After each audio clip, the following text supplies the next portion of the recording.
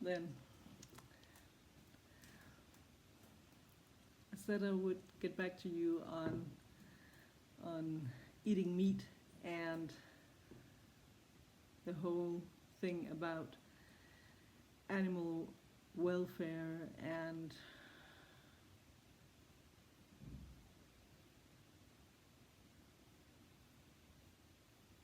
really taking care of Mother Earth and our nature. The way I see it is that we are all creatures on this earth, and we are all valuable and have an equal right to be here. No matter if you are a human, an animal in any form or kind, if you are a tree or a flower or other vegetation, everything is energy. Everything is energy. And we are all connected somehow. Like, imagine the fungi down beneath the earth. They're all interconnected to each other. All around the globe, actually. All around the world, they're interconnected. Also where there's seawater, yes. They're just connected through the bottom of the sea. So we are all interconnected. And actually, I don't know if you know this, but trees actually in a forest, if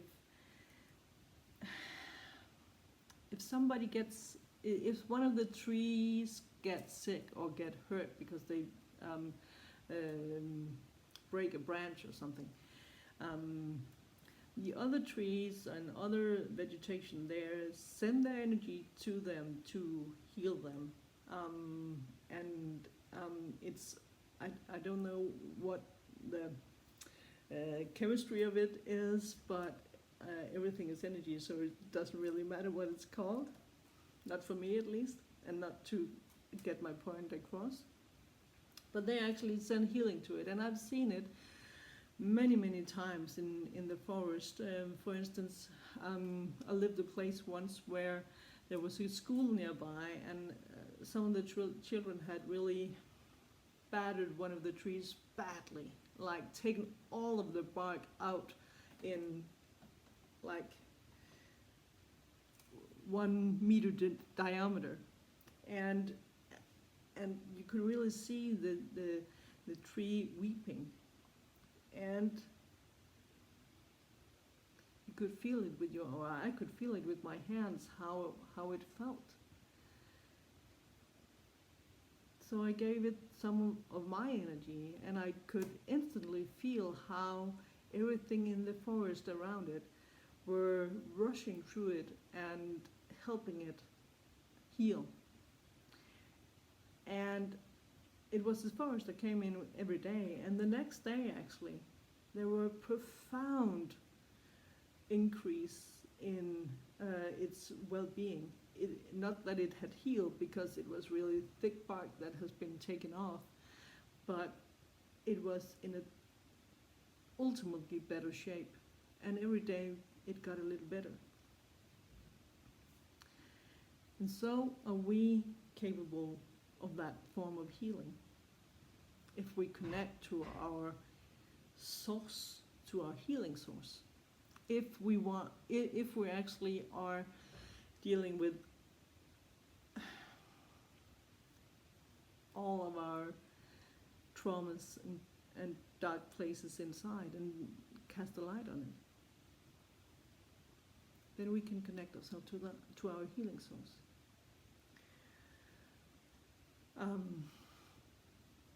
So we are connected.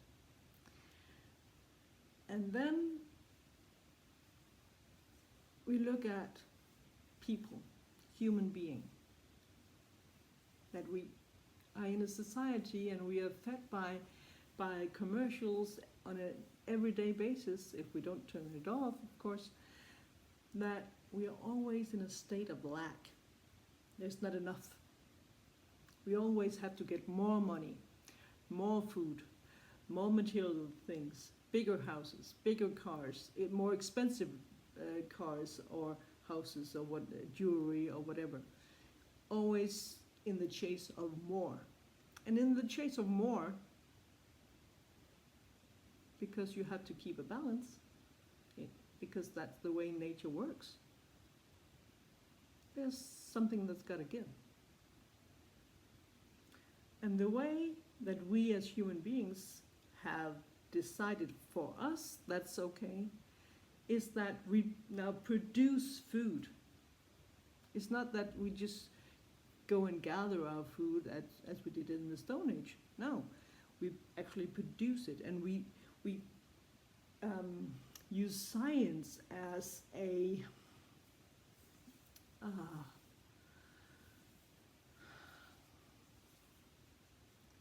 I would say pacifier, but that is actually not the proper word. We use science as an excuse of how it's okay to use fertilizers or pesticides or whatever, so we can produce even more. And that is not just with our vegetables and our corns and grains and whatever. No, we also do it with our animals. We do it when we produce pigs, cows, milk, meat, eggs, chicken meat, whatever we eat. Fish also, that is not brought up from the sea. It's a production. It's food production. And then it gets even worse, because we put it in these factories where we kill the animals. I almost said people, because the energy-wise, it's the same energy as we are, as people, as human beings are. We are killing our own kind when we are maltreating other energy forms. Let's call it that. We are all energy forms. Human, animal, vegetables, grains, everything. It's all a sort of energy form. Back to the story with the forest, because it's like the communication there is,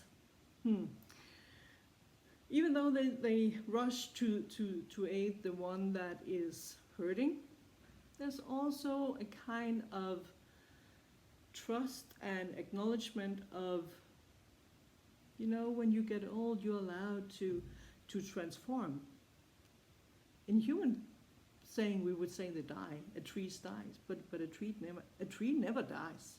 A tree always just transforms, because maybe it's tilting, but then it allows new life to emerge. Fungi,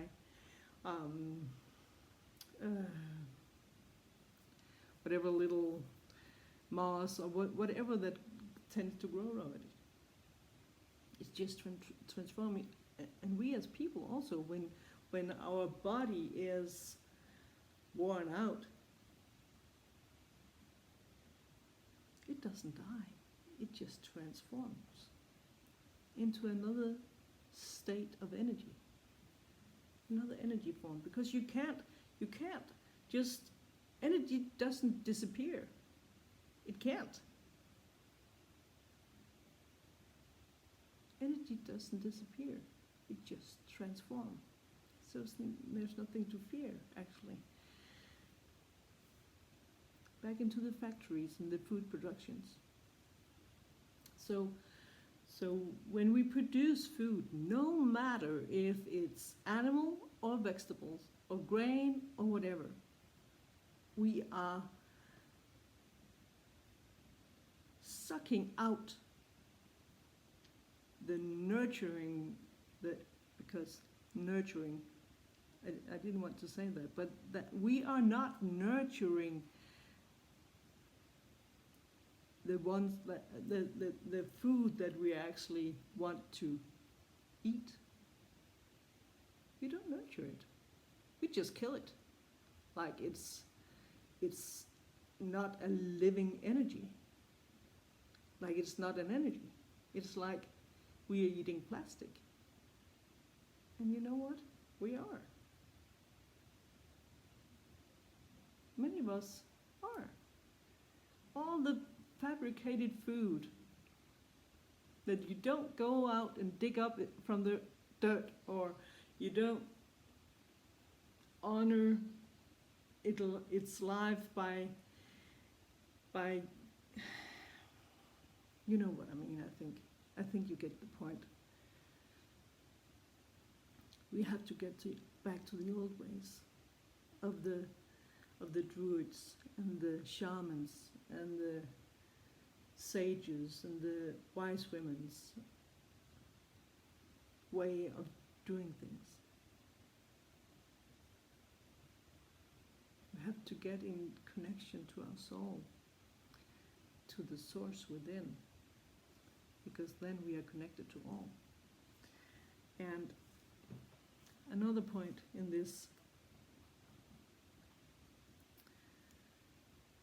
with our food, what kind of energy is it really? If you are so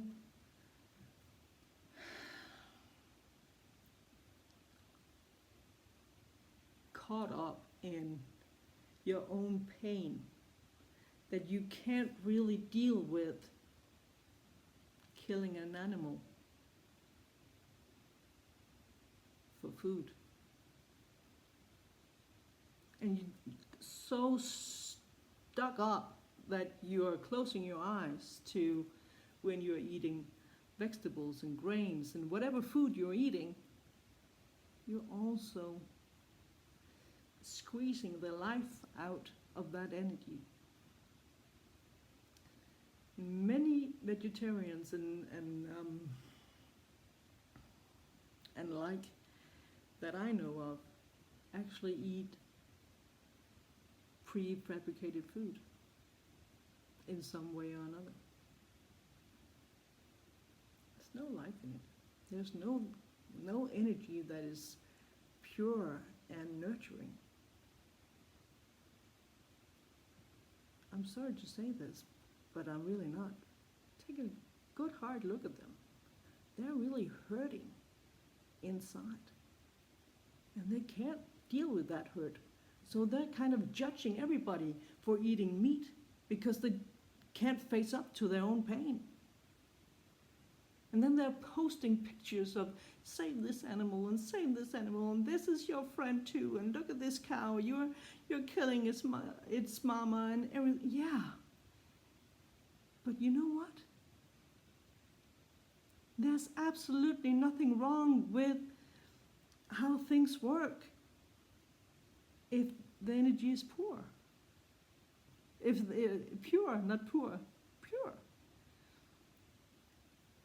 But what is wrong, in my opinion, is the production of it, the capitalism of it is bollocks. And that should be changed, because that is not in balance with Mother Nature. That is not lovable to you or anybody else. Human, animal, plant, none of it.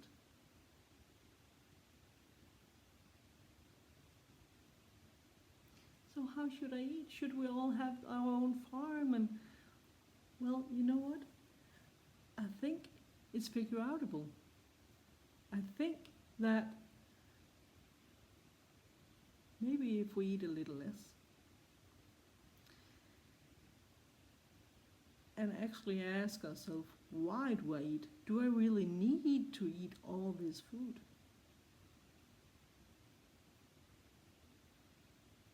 It's a process, isn't it? Because when we're hurting, at least when I'm hurting, I have a tendency to eat, and eat a lot, and eat a lot of crappy food.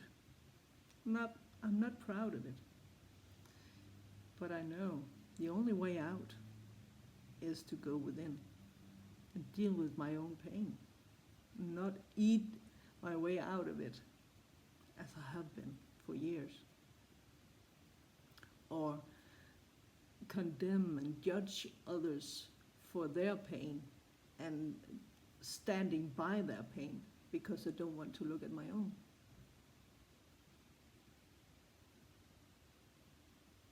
But there's no sensation in that, is there? To go within. There's no glamour in it, because nobody can see it. Nobody can see your hard and good work. The ego doesn't get fed by it. And we are so hungry, all of us, we are so hungry that we need our egos to be fed. And you know what? Our egos will be fed and well satisfied when we go within and deal with our pain, deal with our traumas, deal with our addictions, no matter if it's alcohol addiction, drug addiction, porn addiction, shopping addiction, eating addiction, no matter what. So-me addiction, scrolling.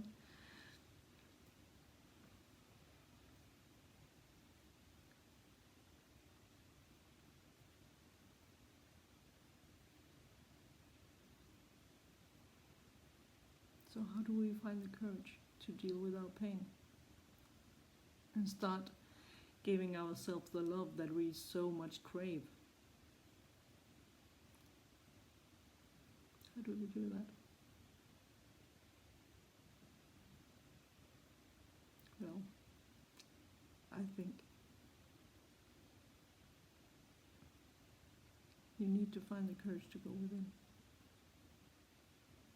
Because you're worth it. Because you're love. Listen to your soul. You are love.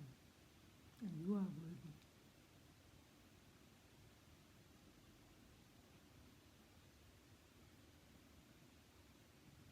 And so am I.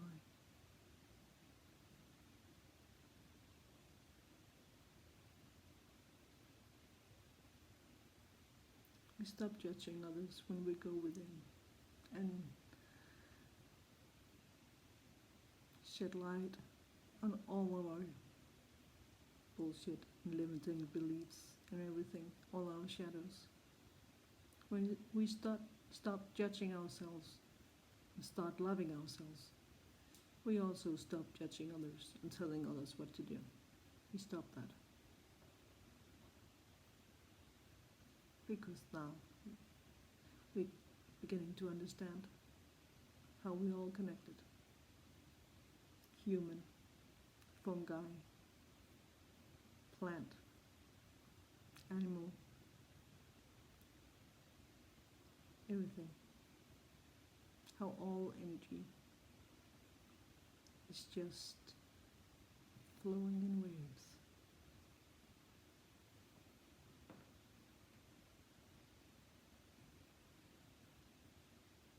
Yeah.